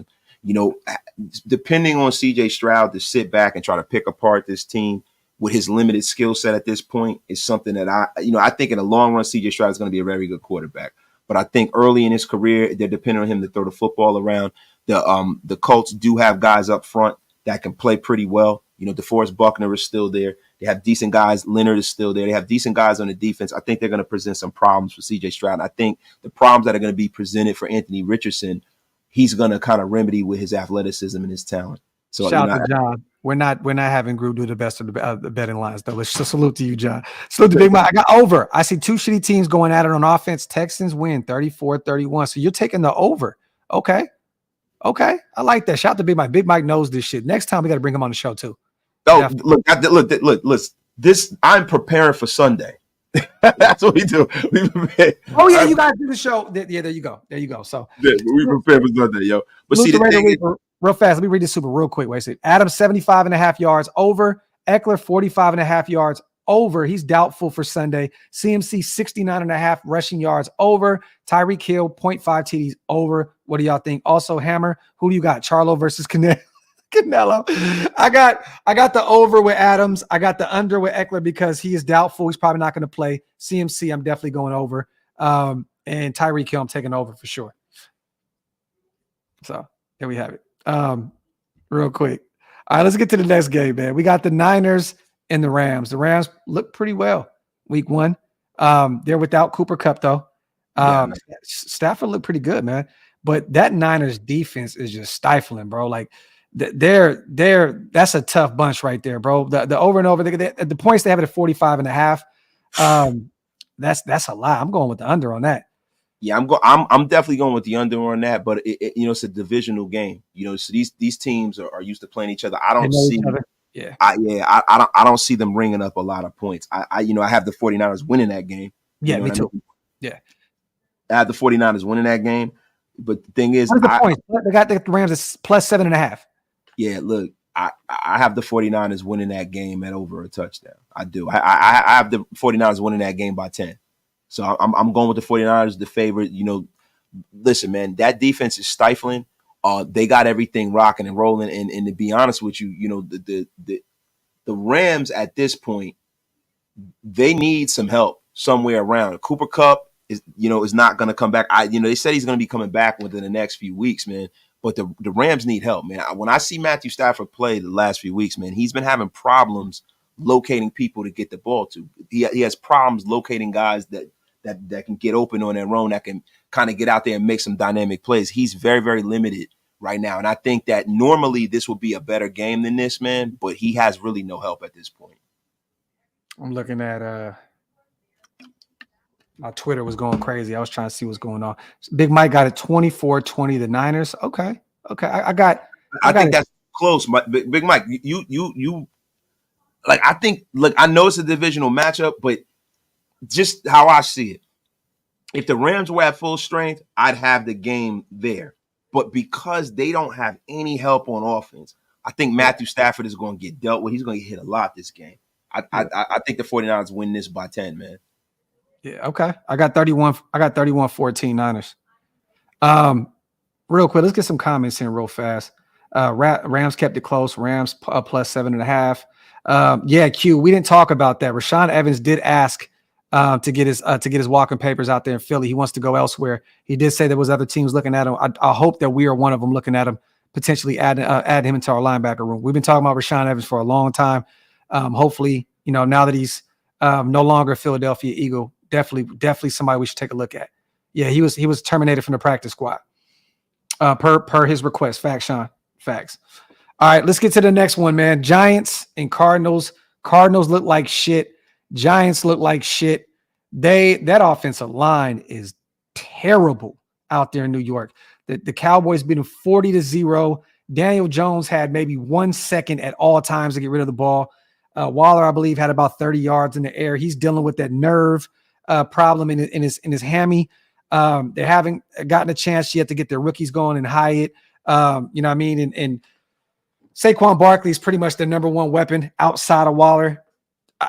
I got the Giants. It's 39.5. I'm going to take the under here. I got the Giants winning this game, but I don't think the Arizona Cardinals really put up too many points. Who do they have at quarterback? Is it Joshua Dobbs? Yeah, Josh Dobbs. But the Cardinals, man, points scored in the game since last year without Murray. 13, 19, 16, 15, 10, 27 to 16, right? The Cardinals are in trouble this game. The New York Giants got embarrassed. That was one of the most lopsided shutouts ever in ever in week one. The biggest shutout in week one ever was 1989, the Browns versus Steelers. The Browns beat the Steelers 51-0. Yeah. 1954, the Rams versus the Colts, 48-0. Steelers in 1999, 43-0 versus the Browns. And last week, the next one, it's the fourth biggest shutout loss at home in the history of the league. The Cowboys 40-0, man. Yeah. So the Giants are going to come out swinging. The Giants are the more talented football team. Yeah. They have a better football coach, and Brian Daboll. Yeah. Brian Daboll is going to be able to come out there and run their full complement of weapons and run their offense. The problem with the New York Giants has been, the offensive line. But the Cardinals have nobody up front. No. The Cardinals are really actively trying to tank this season. Yeah, I see the Giants covering. That defensive line is going to get all over Joshua Dobbs, bro. That O-line is bad in Arizona too. This is going to be ugly. I got it probably like 28-7 Giants blowout. Yeah, I got it 28-7 as well, man, because, Joshua Dobbs has been horrible. I think he's going to turn the ball over more than 2 times. Yeah. And to be honest with you, I see Saquon Barkley and Daniel Jones and Jalen Hyatt running wild. Giants. Yeah, the Giants are going to be mad. We're taking the under in the points because the Cardinals are woefully bad. Yeah. So I think we had it 28-7. So we're looking about 35. Yeah, we take the under there. We'll take the under. Jets, Cowboys. This could have been a really, really good game. Aaron Rodgers, we know what happened with him. Tore his Achilles. First series as a Jet. They got Zach Wilson out there right now. The defense is still remarkable. This is probably the battle of the 2 best defenses outside the Niners in the league right here. Wasted. The Jets defense against the Cowboys defense. This is going to be a hell of a game. Dallas has more firepower on the offense because they have Dak. Zach Wilson is not that guy. They have Breece Hall and Garrett Wilson. I love both of those guys. I think they're phenomenal. Got Dalvin Cook. I just don't think they're going to put up a lot of points. The Cowboys defense is phenomenal. They got it at 38.5. I'm going to take the under here. I think it's going to be a lower scoring game because of both great defenses. They have Dallas at -9. Let me know what you have there. I'm taking the under here though, and I got the Cowboys winning. I'm taking the over, and I'm taking the Cowboys. At -9. I think the Cowboys are going to win by 2 touchdowns. The problem with taking the under in this game is that Zach Wilson did not look any better after having a season and an off season under Aaron Rodgers, and I think that is going to be the problem. Yes, this Jets defense is very formidable defense.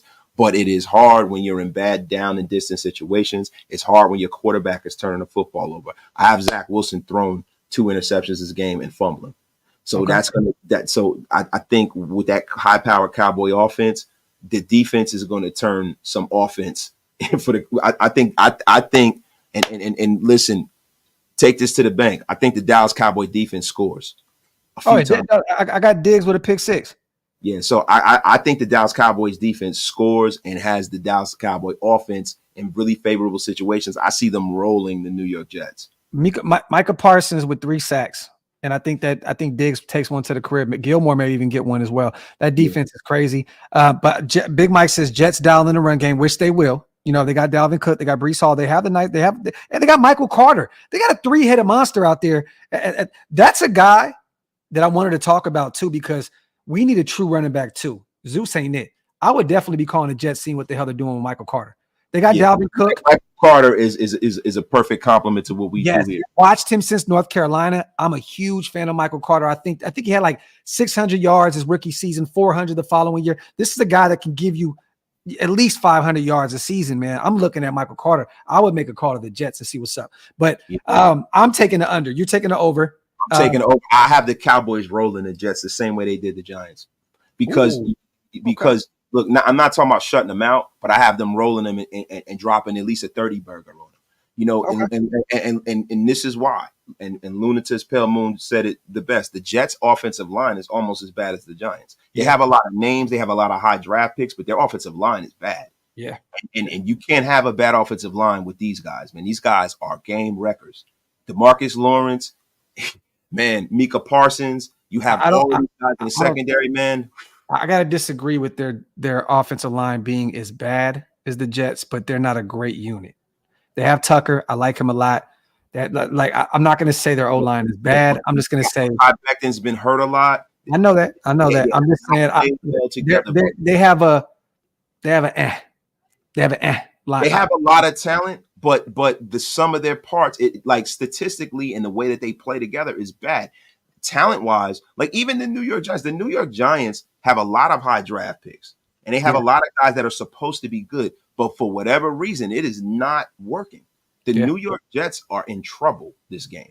Without Aaron Rodgers, this is not a winnable game for them, and they're going to be embarrassed. Okay. No, I think they get embarrassed. I don't think the Cowboys put up too many points. I think they run the ball. They get Pollard going. They get Deuce Vaughn going. I think they're going to run the ball a lot. I think that they're going to. They're going to pass the ball as well. But I think they're going to get up on the Jets and they're just going to run the ball. But I got the Cowboys clearly winning this game. I'm still Cowboys are going to drop a 30 burger. And if you notice the way that they've been very, very aggressive in their play calling, I don't see them salting this game away. I see them going out there and try to put up points. Well, even if they put up a 30 burger, I got the Jets putting up 7, so they're still be under. Let's get to the Commanders at the Denver Broncos. Broncos coming off that L that we gave them at Mile High. They got 2 back-to-back home games starting the season. The Commanders, they looked against the Arizona Cardinals. I thought they were going to blow out the Cardinals in week 1. Sam Howell looked Scary Terry's been dealing with that nagging injury. They got the Broncos, a team that's going to be mad. You know, Sean Payton is that. Look, I don't have I hate to say it, but I don't have the Broncos losing this game in any capacity. I think that Russell Wilson will give up a pick or 2. There's some few guys on that Commanders defensive side of the ball that are kind of feisty. My guy, Emmanuel Forbes, I think he comes up with a pick this week. They have it at 38.5. Me personally, I'm going to go with the under here. I agree. They have the Commanders at plus 3.5. So what do you got here? I don't see the Commanders. I got the Donkeys. I got the Donkeys while winning this game. You know, I also have the Donkeys covering, and I have them at minus 3.5. You know, the thing about it is I have the game at the under. You know what I mean? I don't really see the I keep calling them. I keep stuttering because I'm trying to call them the Commanders, but in my brain, I'm about to call them the other name, man. Yeah. I don't see the cohesive play with the Commanders, you know, and this is one of the reasons why, you know, I need to see a lot from Eric Bieniemy. He does not look like he's the man for the job in week 1 from what I saw. Yeah. You know, a lot of people say, you know, Eric Bieniemy, why does he keep getting passed over for jobs? And people forget that Andy Reid calls those plays, man. This is Andy Reid here. Yeah. So when you talk about how good the Chiefs have done, a lot of that is Andy Reid. Yeah. And it's showing right here in Washington. I don't see this. There's a quarterback coaching advantage right here. You got to take the Denver Broncos. I like the Commanders' defensive line a lot, you know, but to be honest, I got Javonte Williams running ragged on these guys. They do have Jerry Jeudy back as well, dark side, so that's a plus for their offense.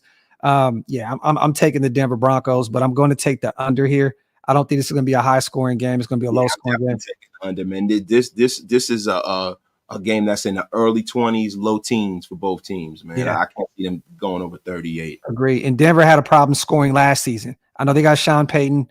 You know, he's supposed to be this offensive guru. Until they prove it, they put up 16 points last week. They look the same as they did last year on the offensive side of the ball. So they got to clean it up against the Commanders. You know what? I can't say that. The one thing that the Donkeys cleaned up was mistakes.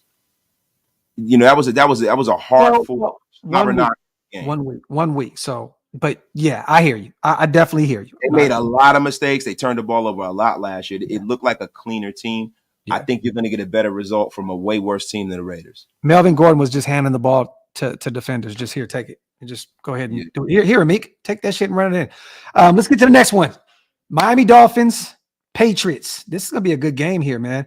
I believe Miami's starting running back is out. Is Raheem Mostert, is he dealing with an injury? I believe he's dealing with something. An injury. He's not. I don't think he's out yet. Have they ruled him out, or has he been doubtful? I got to look it up. But look, just based off of Mostert, whether he plays or not, right? Mm-hmm. I got to take the under with the points. I don't see this, being an affair where we score over 46 points in this game, even though the Miami Dolphins are an explosive team. If anybody can slow down an explosive team and take away, your most explosive options, it is Bill Belichick. I see the Miami Dolphins covering and winning, but I don't see I got to take the under in this game. I don't see it being a combined 46 points, man. All right, I'm trying to see. Is Raheem Mostert still able to play? Sounds like he missed practice. Nothing to worry about on Raheem. Just vet rest. He's good to go. So it sounds as though he will play.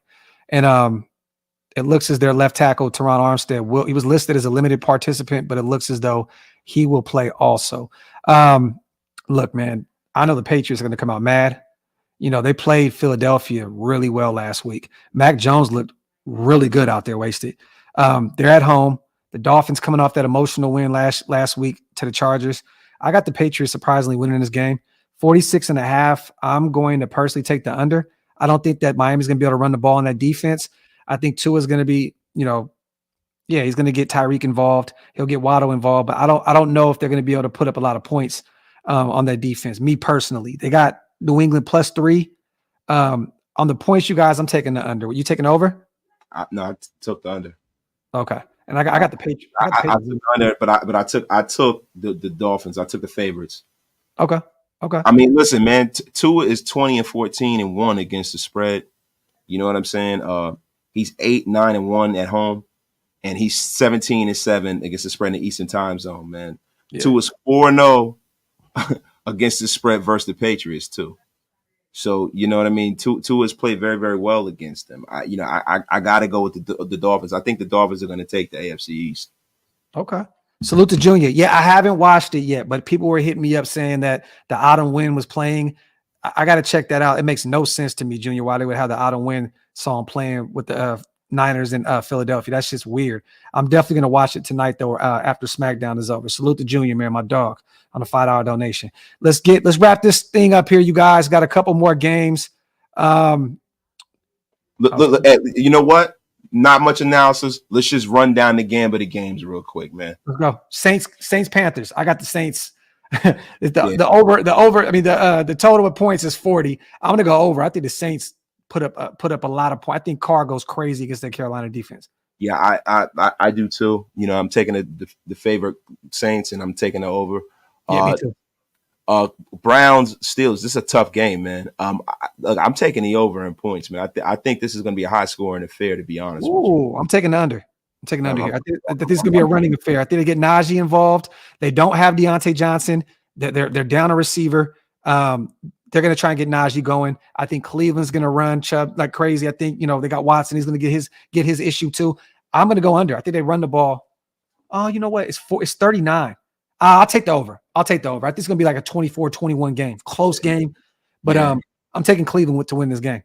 Yeah, I'm taking Cleveland too. And I think it's going to be a high-scoring affair. I think it's going to be a little bit over than that because, look, Deshaun Watson is going to really make he's going to get the Steelers to where they can't really run the football and salt the clock. With Deshaun Watson and that high-powered Cleveland Browns passing attack, it's going to go crazy, man. I think Deshaun Watson has a lot to prove this year. He looked great last week, man. So I think Deshaun Watson is going to be a dark horse MVP candidate.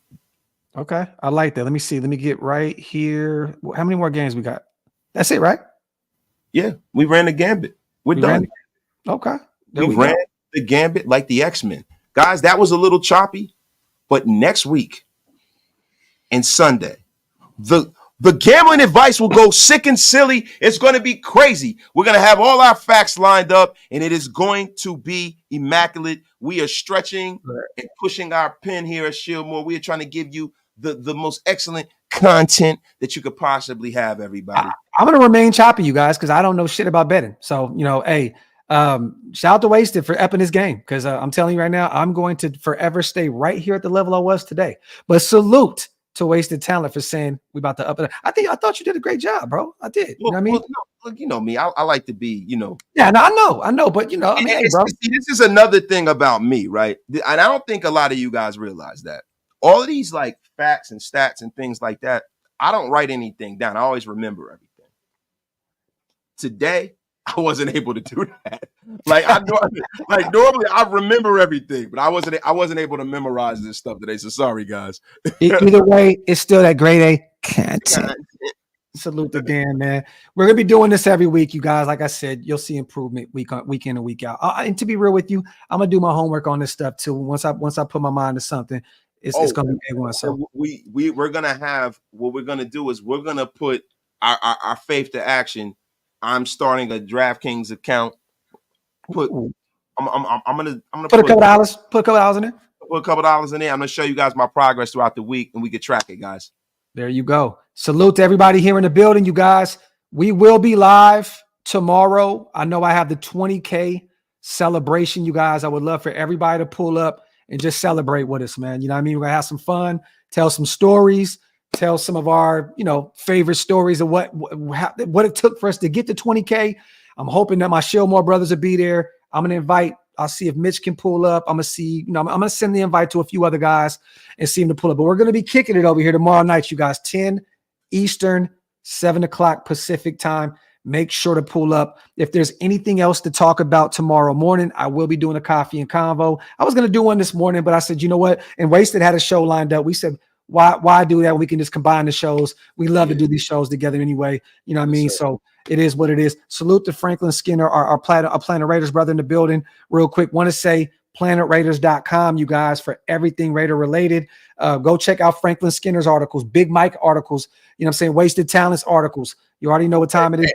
And look at my man, stay solid. He won $300 last week off the graph and Wasted picks. I don't know if he said, I don't know if he meant off of us. That's why he said it. Oh, no, he did. He said, good stuff, Wasted. It shows you did your homework. There you go. Thank you. So, hey, man. Hey, there you go. Salute to our dog, Stay Solid 365, man. You already know what time it is.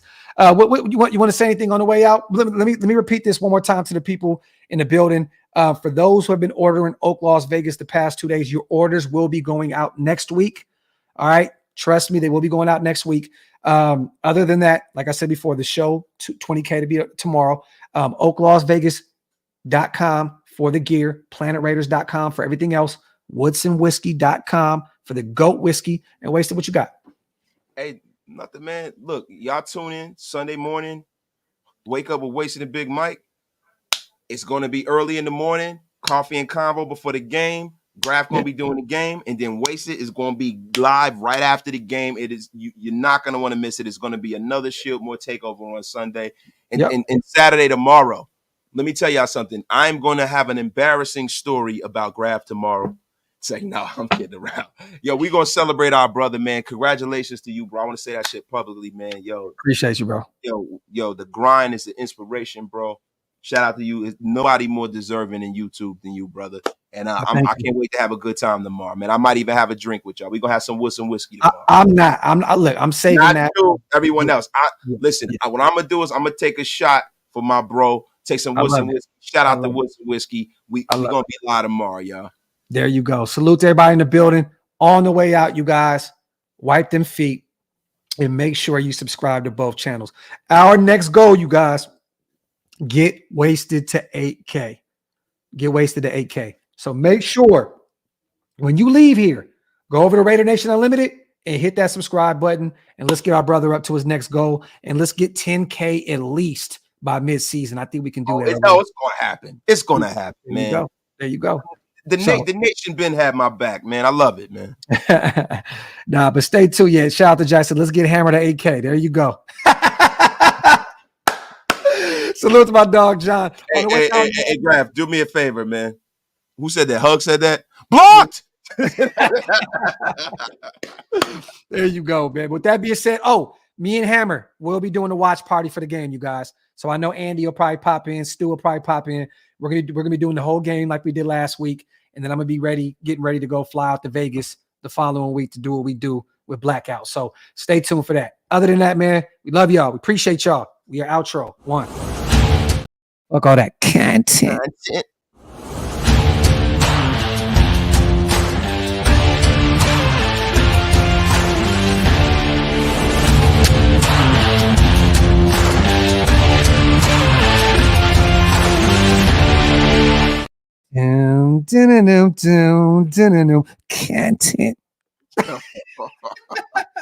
I'm not even gonna play the rest of the song, y'all. Love y'all, man. Have a good day. We out. One.